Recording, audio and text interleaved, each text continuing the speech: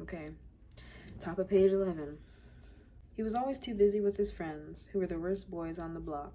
They were always coming down the street, in rags, bleeding, full of lumps, and just before this fight, Fawny had lost a tooth.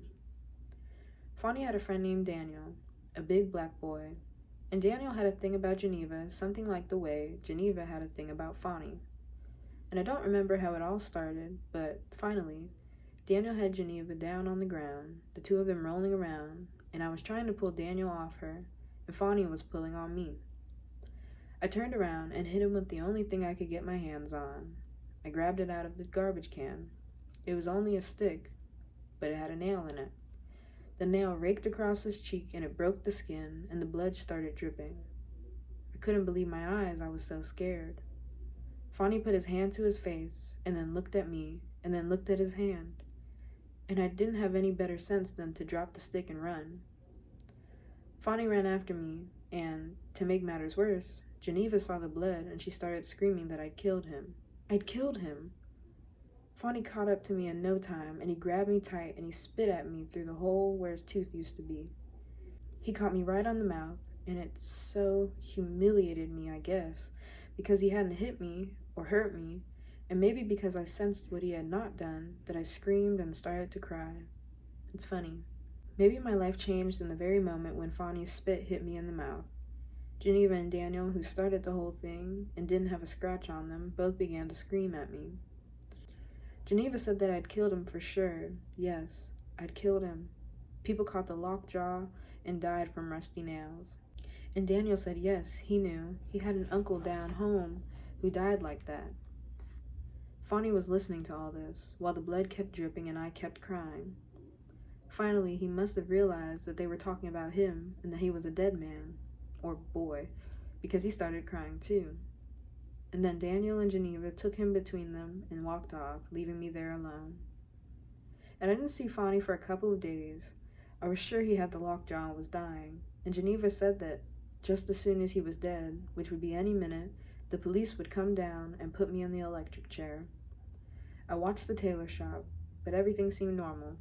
Mr. Hunt was there, with his laughing, light brown skinned self, pressing pants and telling jokes to whoever was in the shop. There was always someone in the shop. And every once in a while, Mrs. Hunt would come by. She was a sanctified woman who didn't smile much, but still, neither of them acted as if their son was dying. So, when I hadn't seen Fawny for a couple of days, I waited until the tailor shop seemed empty, when Mr. Hunt was in there by himself, and I went over there. Mr. Hunt knew me then, a little, like we all knew each other on the block. "Hey, Tish," he said. "How you doing? How's the family?" I said, "Just fine, Mr. Hunt." I wanted to say, "How's your family?" which I always did say, and had planned to say, but I couldn't. "How you doing in school?" he asked me after a minute, and I thought he looked at me in a real strange way. "Oh, all right," I said, and my heart started to beating like it was going to jump out of my chest. Mr. Hunt pressed down that sort of double ironing board they have in tailor shops, like two ironing boards facing each other. He pressed that down, and he looked at me for a minute, and then he laughed and said, "Reckon that big-headed boy of mine be back here pretty soon." I heard what he said, and I understood. Something, but I didn't know what it was I understood. I walked to the door of the shop, making like I was going out, and then I turned and I said, "What's that, Mr. Hunt?" Mr. Hunt was still smiling. He pulled the presser down and turned over the pants, or whatever it was he had laid in there, and said, "Fawny, his mama sent him down to her folks in the country for a little while. Claimed he get into too much trouble up here." He pressed the presser down again. She don't know what kind of trouble he liked to get in down there. Then he looked up at me and he smiled. When I got to know Fawny and I got to know Mr. Hunt better, I realized that Fawny had a smile. "Oh, I'll tell him you come by," he said. I said, "Say hello to the family for me, Mr. Hunt," and I ran across the street. Geneva was on my stoop, and she told me I looked like a fool and that I'd almost got run over. I stopped and said, "You a liar, Geneva Braithwaite. Fawny ain't got the lockjaw and he ain't going to die, and I ain't going to jail. Now you just go and ask his daddy." And then Geneva gave me such a funny look that I ran up my stoop and up the stairs, and I sat down on the fire escape. but sort of in the window, where she couldn't see me. Fawny came back about 4 or 5 days later, and he came over to my stoop. He didn't have a scar on him. He had 2 donuts. He sat down on my stoop. He said, "I'm sorry I spit in your face," and he gave me one of his donuts. I said, "I'm sorry I hit you." Then we didn't say anything. He ate his donut, and I ate mine. People don't believe it about boys and girls that age. People don't believe much, and I'm beginning to know why. But then, we got to be friends. Or maybe, and it's really the same thing, something else people don't want to know. I got to be his little sister, and he got to be my big brother. He didn't like his sisters, and I didn't have any brothers.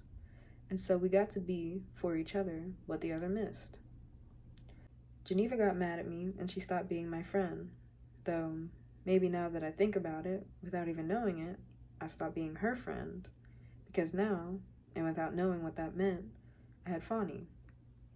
Daniel got mad at Fawny. He called him a sissy for fooling around with girls, and he stopped being Fawny's friend for a long time. They even had a fight, and Fawny lost another tooth. I think that anyone watching Fawny then was sure that he'd grow up without a single tooth in his head.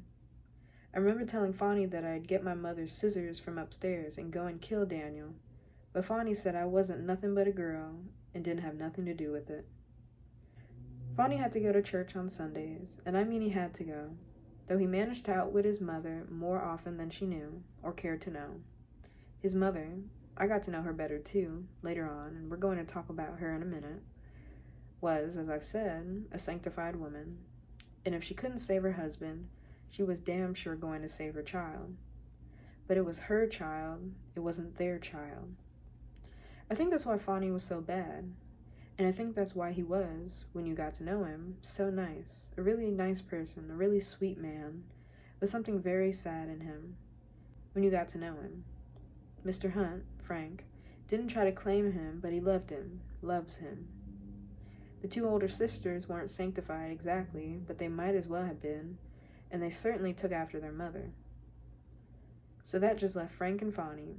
In a way, Frank had Fawny all week long. Fawny had Frank all week long. They both knew this, and that was why Frank could give Fawny to his mother on Sundays. What Fawny was doing in the street was just exactly what Frank was doing in the tailor shop and in the house. He was being bad. That's why he held on to that tailor shop as long as he could. That's why, when Fawny came home bleeding, Frank could tend to him. That's why they could, both the father and the son, love me. It's not really a mystery, except it's always a mystery about people.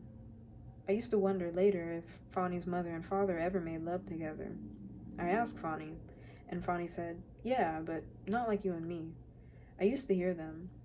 She'd come home from church wringing wet and funky. She'd act like she was so tired she could hardly move, and she'd just fall across the bed with her clothes on. She'd maybe had enough strength to take off her shoes and her hat, and she'd always lay her handbag down someplace. I can still hear that sound, like something heavy with silver inside it, dropping heavy wherever she laid it down. I'd hear her say, "The Lord sure blessed my soul this evening. Honey, when are you going to give your life to the Lord?" And baby, he'd say, and I swear to you, he was just lying there with his dick getting hard. And excuse me, baby, but her condition weren't no better because this, you dig, was like the game you hear 2 alley cats playing in the alley. Shit. She was going to whelp and meow till times get better. She gonna get that cat. She gonna run him all over the alley. She gonna run him till he bite her neck. By this time, he just want to get some sleep, really. But she got her chorus going. He's got to stop the music. And ain't but one way to do it. He going to bite her by the neck, and then she got him. So my daddy just lay there, didn't have no clothes on, with his dick getting harder and harder. And my daddy would say, "About the time I reckon that the Lord gives his life to me." And she'd say, "Oh, Frank, let me bring you to the Lord." And he'd say, "Shit, woman, I'm going to bring the Lord to you. I'm the Lord." And she'd start crying and she'd moan, "Lord, help me help this man. You give him to me, I can't do nothing about it. Oh, Lord, help me." And he'd say, "The Lord's going to help you, sugar. Just as soon as you get to be a little child again, naked like a little child. Come on, come to the Lord." And she'd start to crying and calling on Jesus while he started taking all her clothes off. I could hear them kind of rustling and whistling and tearing and falling to the floor, and sometimes I'd get my foot caught in one of them things when I was coming through their room in the morning on my way to school. And when he got her naked and got on top of her, and she was still crying, "Jesus, help me, Lord," my daddy would say, "You got the Lord now, right here. Where you want your blessing? Where do it hurt? Where you want the Lord's hands to touch you? Here, here, or here? Where you want his tongue? Where you want the Lord to enter you, you dirty, dumb black bitch? You bitch, you bitch, you bitch." And he'd slap her hard, loud. And she'd say, "Oh Lord, help me to bear my burden." And he'd say, "Here it is, baby. You gonna bear it all right? I know it. You got a friend in Jesus, and I'm going to tell you when he comes the first time. We don't know nothing about the second coming yet." And the bed would shake, and she would moan and moan and moan. And in the morning was just like nothing ever happened. She was just like she had been. She still belonged to Jesus, and he went down the street to the shop. And then Fawny said, "Hadn't been for me, I believe the cat would have split the scene. I'll always love my daddy because he didn't leave me." I'll always remember Fawny's face when he talked about his daddy. Then Fawny would turn to me and take me in his arms and laugh and say, "You remind me a lot of my mother, you know that? Come on now, and let's sing together, sinner. Do you love my Lord? And if I don't hear no moaning, I'll know you ain't been saved." I guess it can't be too often that two people can laugh and make love, too. Make love because they are laughing. Laugh because they are making love. The love and the laughter come from the same place, but not many people go there. Bonnie asked me one Saturday if I could come to church with him in the morning, and I said yes, though we are Baptists and weren't supposed to go to a sanctified church. But by this time, everybody knew that Fawny and I were friends. It was just simply a fact. At school, and all up and down the block, they called us Romeo and Juliet, though this was not because they'd read the play. And here Fawny came, looking absolutely miserable, with his hair all slicked and shining, with the part in his hair so cruel that it looked like it had been put there with a tomahawk or a razor, wearing his blue suit, and Sissa got me dressed, and so we went. It was like, when you think about it, our first date. His mother was waiting downstairs. It was just before Easter, so it wasn't cold, but it wasn't hot. Now, although we were little, and I certainly couldn't be dreaming of taking Fawny from her or anything like that, and although she didn't really love Fawny, only thought that she was supposed to because she had spasmed him into this world already, Fawny's mother didn't like me. I could tell from a lot of things, such as, for example, I hardly went to Fawny's house, but Fawny was always at mine. And this wasn't because Fawny and Frank didn't want me in their house. It was because the mother and them two sisters didn't want me. In one way, as I realized later, they didn't think that I was good enough for Fawny, which really means that they didn't think that I was good enough for them. In another way, they felt that I was maybe just exactly what Fawny deserved. Well, I'm dark and my hair is just plain hair and there's nothing outstanding about me, and not even Fawny bothers to pretend that I'm pretty. He just says that pretty girls are a terrible drag. When he says this, I know that he's talking about his mother. That's why when he wants to tease me, he tells me I remind him of his mother.